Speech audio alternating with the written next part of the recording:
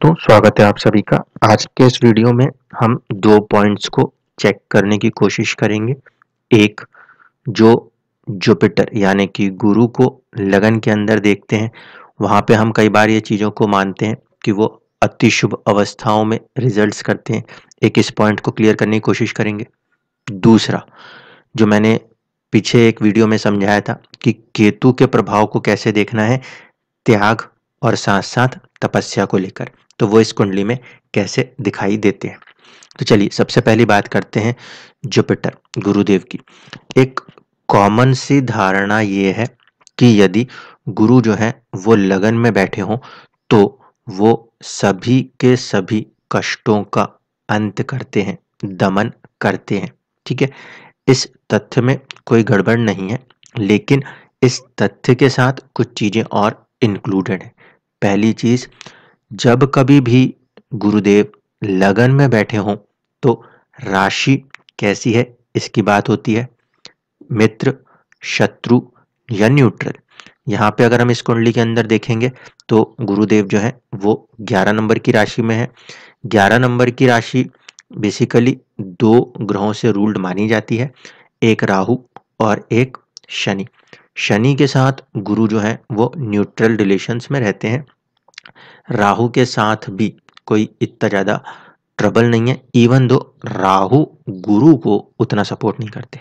ठीक है, तो जुपिटर का अगर हम यहाँ पे मोटा-मोटा देखें तो 11 नंबर की राशि में बैठना न्यूट्रल पॉइंट बताएगा, क्योंकि हम शनि से सबसे पहले उनके रिलेशन को देखेंगे और राहु का प्रभाव शनि के प्रभाव के समान होता है। ठीक है ना? तो इस हिसाब से जुपिटर यहाँ पर न्यूट्रल है और लगन में बैठने के कारण दिशा बल लिए हुए हैं, डायरेक्शनल स्ट्रेंथ लिए हुए हैं। अब दूसरी चीज़ ये आती है कि जब कोई ग्रह किसी भी जगह पे डायरेक्शनल स्ट्रेंथ लेके भी बैठा हो तो उसके साथ उसके नवांश की पोजीशन को समझा जाता है। इस पर्टिकुलर कुंडली के अंदर जुपिटर की प्लेसमेंट अपने ही नक्षत्र पूर्व भाद्रपदा में है, जिसे हम अच्छा कह सकते हैं। लेकिन जब हम नवांश के अंदर उतरते हैं, नवांश के अंदर इनके जो रूलर्स हैं उसमें हम बात करते हैं, अंशाज में बात करते हैं, तो हमें समझ में आता है कि गुरु जो है वो राक्षस अंशा में मौजूद है।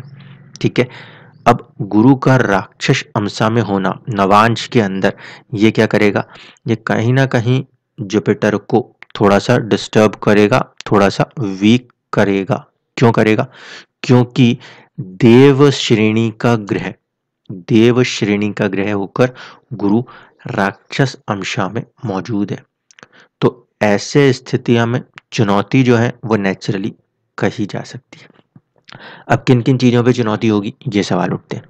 देखिए, एक तो डायरेक्शनल स्ट्रेंथ है, मतलब कि नेचुरल चैलेंजेस है। दूसरा, यहाँ पे सेकंड हाउस लॉर्ड भी है और 11th हाउस लॉर्ड भी है। 11th हाउस लॉर्ड होने का मतलब है गेन्स, अर्निंग्स, इनकम्स, इनकी चीज़ों को लेके थोड़ा सा कुछ परेशान करे। दूसरा, सेविंग्स और फैमिली, सेकंड हाउस, उसको लेकर भी कहीं ना कहीं परेशान करने में सक्षम है। नवांश के अंदर जब हम बात ये कहते हैं कि मनुष्य, देव या फिर राक्षस नवांश, तो वहां पे उसके प्रभाव किस तरीके से हैं इसको समझ लीजिए। यदि देव श्रेणी का ग्रह देव नवांश में बैठा हो तो क्या होता है कि चीजें बेटरमेंट की तरफ जाएंगी और नेचुरली जाएंगी। जैसे हम कहते हैं कभी कभी किसी को किस्मत लग गई है और वो सब कुछ बिना कुछ ज्यादा मेहनत किए चला रहा है। इसी तरीके से अगर मनुष्य नवांश में है तो थोड़ा सा कम होके रिजल्ट्स मिलेंगे, मेहनत आप फिर भी कर रहे होंगे, भाग्य आपका उतना सपोर्ट करता चलेगा। यदि वो राक्षस नवांशा में आ जाए तो ऐसे स्थिति में कहीं ना कहीं जीवन के अंदर संघर्ष और चुनौतियों को बढ़ा देगा। तो यहाँ पर गुरु का ये एक प्लेसमेंट इस बात को पहले इंडिकेट करता है कि हाँ, कुछ चुनौतियां वो अपने दशा के अंदर लगाने में सक्षम होंगे, पहली चीज। दूसरा, मैंने आपको एक और चीज कही थी, जब कोई भी ग्रह सूर्य के साथ बैठा हो तो उसकी अवस्था भी थोड़ी सी खल टाइप की होती है, वो थोड़ा सा अपने आप में डिस्टर्ब होता है। तो वो प्रभाव भी और सूर्य के सेपरेटिस्ट प्रभाव को भी जुपिटर के अंदर महसूस किया जा सकता है। ये तो पहली चीज हुई। तो यहाँ पे हम इसमें क्या समझने की कोशिश कर रहे हैं, सिर्फ इस बात पे नहीं चला जा सकता कि जुपिटर जैसा ग्रह एक लगन में ही बैठे हैं तो क्लैरिटी आ जाएगी कि हाँ 100% ये एक दिशा में जा रहे हैं। यदि नवांश के अंदर वो देव नवांश या मनुष्य नवांश में होंगे उसके अकॉर्डिंग उनके रिजल्ट्स होंगे। यदि राक्षसी नवमांश में होंगे तो गुरुदेव अपनी ओर से सपोर्ट जरूर करेंगे लेकिन चुनौतियों के साथ करेंगे। ठीक है, ये बात ध्यान रखिएगा। अब चलते हैं केतु के ऊपर। केतु के साथ जब कोई ग्रह जुड़ के बैठेगा तो उसके प्रभाव को भी हमें उसी तरीके से समझना है जैसे मैंने युति के समय सूर्य के साथ बताया था। केतु को सिर्फ आप दो शब्दों के साथ लेके चलेंगे, एक त्याग और दूसरा तपस्या। इस पर्टिकुलर कुंडली में अगर ध्यान से देखें तो बुध जो है उनकी प्लेसमेंट है 12 डिग्री की, केतु की प्लेसमेंट है 4 डिग्री। नक्षत्र से समझ लीजिए उत्तराषाढ़ा नक्षत्र सूर्य का होता है और उसके अगला नक्षत्र श्रवण चंद्रमा का होता है। बुध जो है वो इस कुंडली के अंदर केतु और शनि के बीच में आए हुए हैं।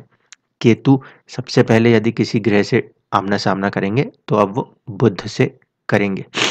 युति प्रभाव के अंदर इस चीज को ध्यान रखिएगा, केतु किस राशि में बैठा है वो अपने राशि के स्वामी के तरह बिहेव करेंगे। यहाँ पे इस कुंडली के अंदर केतु जो है वो शनि की राशि में बैठे हैं तो शनि के तरह बिहेव करेंगे। ठीक है, अब तपस्या भी करवाएंगे और कहीं ना कहीं त्याग यानी कि दूरी भी रखवाएंगे और मेहनत भी करवाएंगे। किस चीज के ऊपर? बुध के ऊपर। अब बुध के ऊपर चलें तो बुध किन किन चीजों को लेके चलते हैं? एक तो हम यहाँ पे कहेंगे मेंटल टेंशन्स होंगी। क्यों? क्योंकि बुध जो है वो माइंड को कनेक्ट करके चलते हैं, पहली कंडीशन। इवन दो एक अच्छी चीज ये हो सकती है कि माइंड को शार्पनेस दे दे, कि तुम्हें जो पॉजिटिविटी है शार्पनेस देने की वो दे देगा, एक चीज। लेकिन त्याग किन किन चीजों का होगा?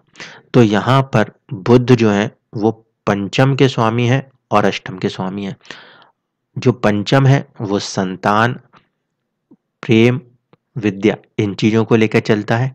और जो अष्टम है वो क्योंकि मैरिज हाउस के पॉइंट से 7th हाउस से नेक्स्ट है, फीड टू द मैरिज है जिसे हम कहते हैं ससुराल पक्ष, तो कहीं ना कहीं वो उनसे भी दूर त्याग और तपस्या की स्थितियां दर्शाएगा।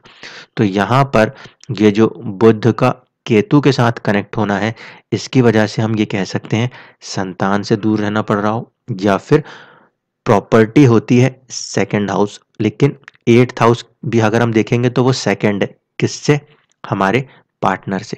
तो हमारे पार्टनर की प्रॉपर्टी, हमारे पार्टनर की प्रॉपर्टी या उनकी फैमिली, ये दोनों ही 8th हाउस से देखे जाते हैं। इनका भी त्याग, इनसे भी दूर, इनके लेकर भी इनके ऊपर मेहनत तपस्या कराने की कंडीशन यहाँ पे ये केतुदेव दिखाते हैं।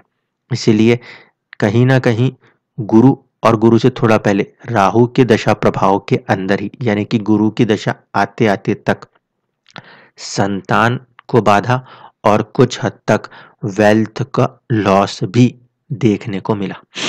इसलिए जब किसी भी चार्ट के अंदर हम किसी भी चीज को एक जनरल रूल में लेने की गलती करते हैं तो वहां पर हमें चुनौतियां सामने आती हैं। फिर हमें ये देखने को लगता है कि ये ग्रह जहाँ पे सब कहते हैं कि अच्छा फल देना चाहिए तो वो ग्रह वहां बैठ के अच्छा फल क्यों नहीं दे पाता।